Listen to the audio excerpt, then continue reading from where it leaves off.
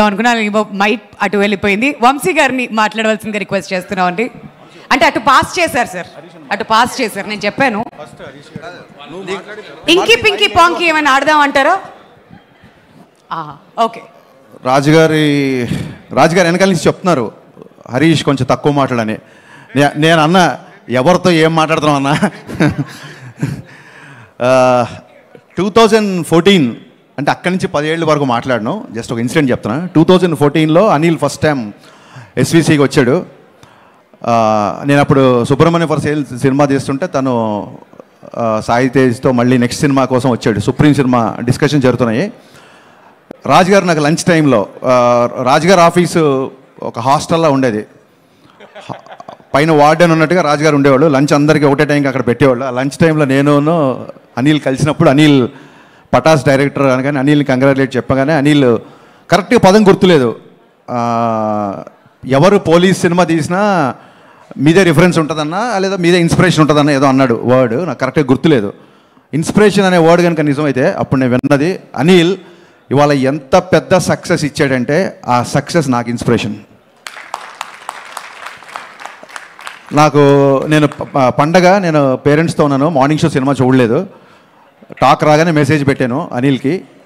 ఆ తర్వాత నాకు ఫస్ట్ కాల్ చేసి చెప్పింది జీవి గారు ఫోన్ చేసి అద్దరిపోయింది సార్, సినిమా మామూలుగా లేదు, అసలు వెంకటేష్ బాబు ఎనర్జీ చూడండి అది ఇది అని చెప్తుంటే, సార్ మీరు అనిల్కి చేయబోయి నాకు చేశారా ఫోన్ ఏంటి, ఈ సినిమా డైరెక్టర్ అనిల్ కదా నాకు చెప్తారా ఏంటి అన్న.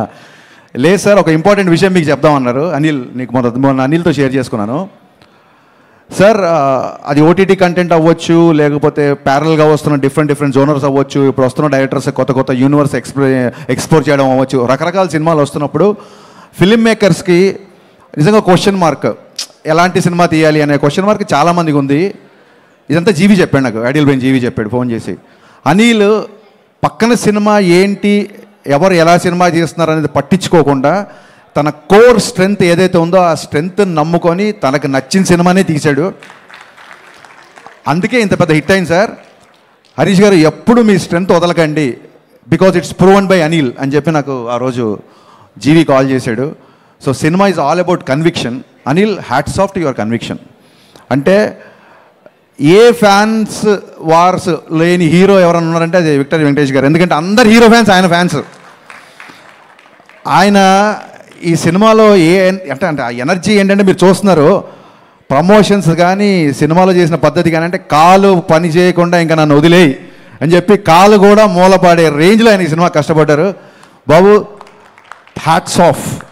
అంటే ఒక డైరెక్టర్ని నమ్మడం, ఒక హీరో ఒక డైరెక్టర్ని నమ్మితే ఎలా ఉంటుంది అని చెప్పడానికి ఎగ్జాంపుల్ సంక్రాంతికి వస్తున్నాం. వీళ్ళు మళ్ళీ అంటున్నారు మళ్ళీ సంక్రాంతికి వస్తున్నాం అంటారు, ఆ తర్వాత ఏమంటారు మళ్ళీ సంక్రాంతికి వస్తున్నాం అంటారు, ఇలా ఎరుగుతూ ఉంటారు. నేను ఒకటే చెప్పా, అనిల్ ఇది కాదు, నీకు సరైన టైటిల్ ఒకటే, సంక్రాంతికే వస్తున్నాం.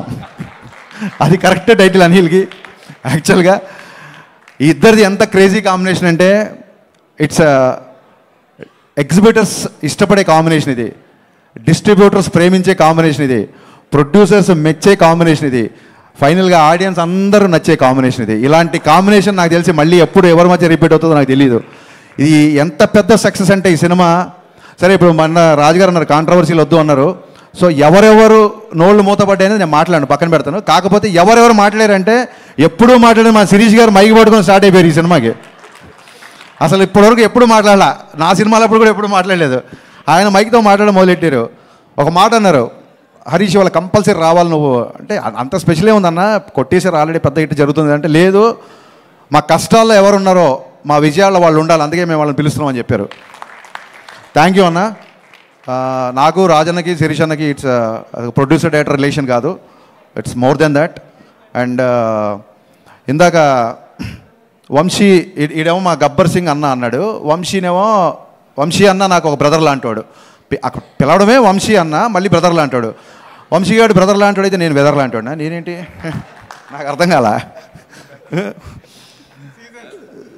గబ్బర్ సింగ్ అన్న గబ్బర్ సింగ్ ఏంటి, దాంట్లో చిన్న హీరో ఉంటాడు, దాంట్లో చిన్న విలన్ కూడా ఉంటాడు కదా. అంటే నువ్వు ఎలివేషన్ చేసినది కామెడీగా ఉంటుంది కాబట్టి కొంచెం కంగారు ఉంది, నాకు టెన్షన్గా ఉంది. అండ్ రమణ గోకుల్ గారు కంగ్రాచులేషన్స్ అండి. మేము రమణ గోకుల్ గారు పనిచేయాలి, బట్ మా సినిమా కొంచెం డిలే అవ్వడంతో ఆ ఛాన్స్, ఆ బ్రహ్మాండమైన ఛాన్స్ మీరు కొట్టేశారు. అండ్ ఆ టైంలో పవన్ కళ్యాణ్ గారికి మీకు ఆయన వాయిస్ అలా పెట్టినట్టు ఉండేదండి. So it was amazing actually. Aishwarya నాకు ఎప్పటి నుంచో తెలుసు, ఫెంటాస్టిక్ యాక్టర్స్. వెట్రిమారన్ గారి దగ్గర ట్రైన్ అయ్యి వచ్చింది కాబట్టి ఇంకా అసలు ఎక్స్ప్రెషన్స్, డైలాగ్స్ ఒకటి కాదు. అండ్ మీనాక్షి ఈజ్ అంతే, అలాంటి గర్ల్ ఫ్రెండ్ ఎవరికైనా ఉండాలి అన్నట్టుగా చూపించాడు అనిల్ డెఫినెట్గా. And Bheems, I always believed in Bheems చాలా పెద్ద కమర్షియల్ మ్యూజిక్ ఇస్తాడు అనుకున్నాను, అలాగే ఇచ్చాడు భాను మాస్టర్. అండ్ అన్న భాస్కర్ పట్ల నన్ను ఏ ముహూర్తాన గోదావరి గట్టు అని రాసావో, ఇది ఒక్క గోదావరి గట్టు కాదన్న, ఆంధ్ర గట్టు, తెలంగాణ గట్టు, శ్రీకాకుళం గట్టు, వైజాగ్ గట్టు, ప్రతి గట్టు మీద బ్లాక్ బస్టర్ అయింది.